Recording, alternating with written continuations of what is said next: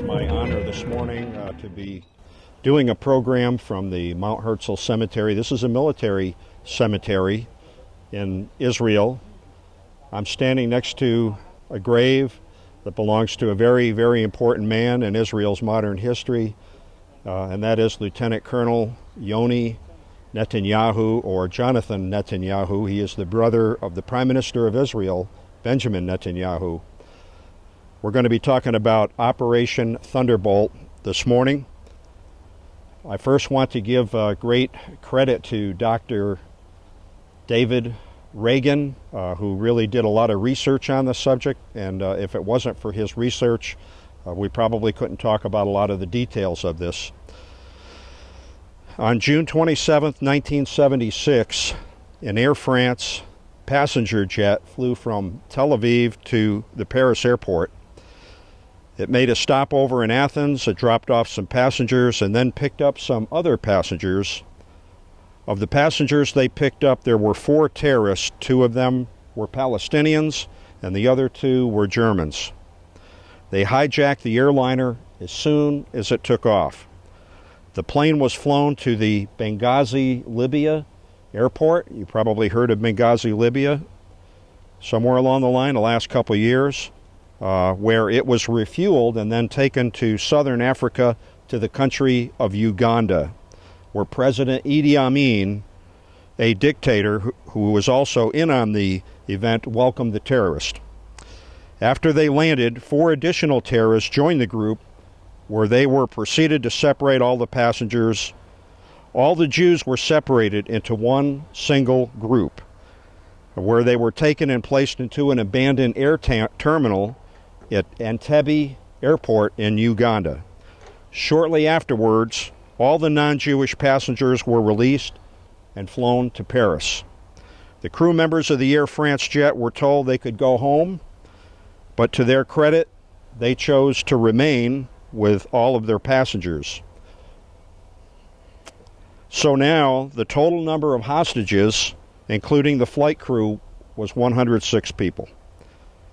Now the terrorists now released an ultimatum to the world press: either release the 53 hostages, the terrorists that were held in Israel and 4 other countries, or all the hostages would be killed on the 1st of July, 1976.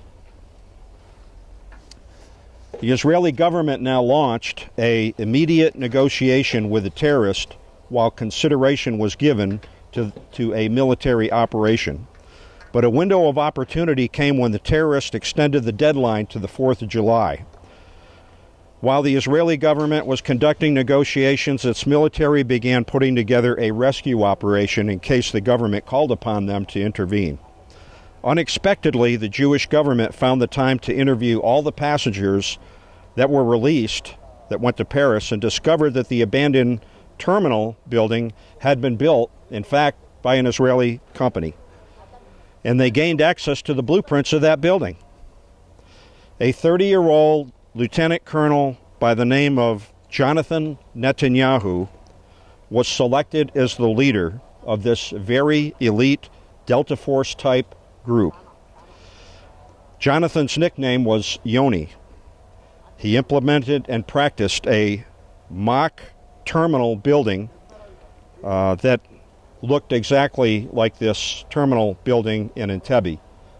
In fact, Yoni had constructed a building made of bales of hay to the exact specifications, and they practiced and practiced taking over this building.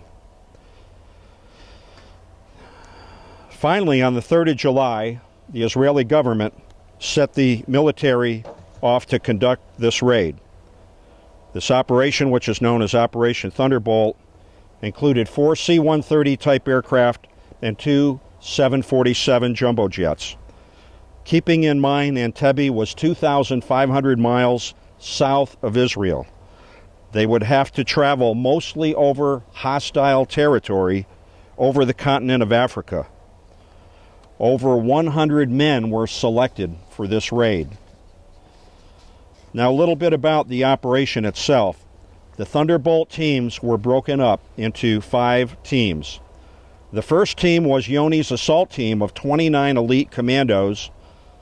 The second team was assigned the task of immobilizing and killing the Uganda soldiers on the airfield. The third group was to destroy all the MiG fighter planes on the ground so they couldn't respond to the escaping crew rescue effort. The fourth team was to refuel the Israeli aircraft, and the fifth team was to evacuate the Jewish hostages. The operation began on the afternoon of July 3rd. The planes flew over portions of Egypt, Sudan, Ethiopia, and Kenya before entering the airspace of Uganda. The aircraft were flown, believe this or not, at an altitude of approximately 100 feet above the ground to stay out of radar contact with enemy countries, if you will. It took 7 hours and 40 minutes to get there. They were flying, again, low to escape being detected on radar. They landed at exactly 12:01 a.m. in the morning on the 4th of July, 1976. This surprise blitz attack proved successful beyond any expectations. All 7 of the hijackers that were present were killed, together with 33 to 45 Uganda soldiers, and all the 8 MiG fighter planes on the ground were destroyed. Only 3 hostages died as the Israeli commandos rushed into the terminal building with lightning speed. As the commandos entered the building, they shouted in Hebrew to hit the floor, and 3 of the people either didn't understand or didn't comply, and unfortunately for those 3 people, they were killed. Ultimately, 3 hostages died in the crossfire. 10 were wounded, and 1 woman was in a Ugandan hospital. A total of 102 hostages were successfully flown or taken back to Israel alive. 5 Israeli commandos were wounded. Only 1 commando was killed, and that was Yoni Netanyahu, the leader of the raid. The entire raid included the refueling of the planes, and the evacuation of the hostages took a total of 1 hour and 39 minutes. That's how long this entire operation took.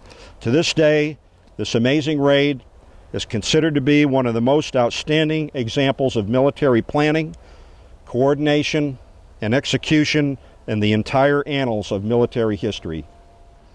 When the Israeli rescue team arrived back in Israel with 102 hostages, they were given the equivalent of a ticker tape parade in New York City. It was Israel's greatest celebration ever in their history. That day was the 4th of July, 1976. The same day America was celebrating its greatest celebration ever in its history. That was July 4th, 1976, the American bicentennial. I would like to remind all the good citizens of the State of Israel and all the good citizens of America, freedom is not free. The Netanyahu family, like thousands of other Israeli and American families, have paid a very heavy price for our freedoms. Lieutenant Colonel Jonathan Netanyahu was a mighty man of valor concerning the State of Israel. In a strange twist of fate, if Yoni Netanyahu lived through this event, his brother Benjamin Netanyahu probably would not be the Prime Minister of Israel today.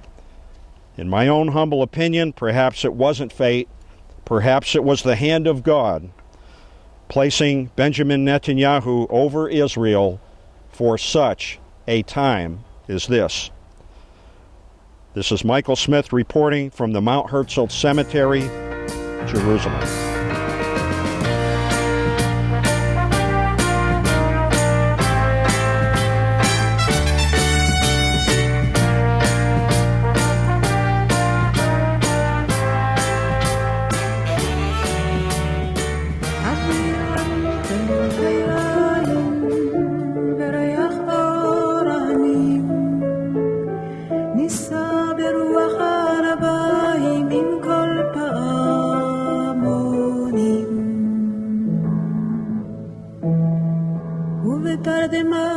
אילן ואבן שבויה בחלומה, העיר אשר בדד יושבת ובליבה חומה.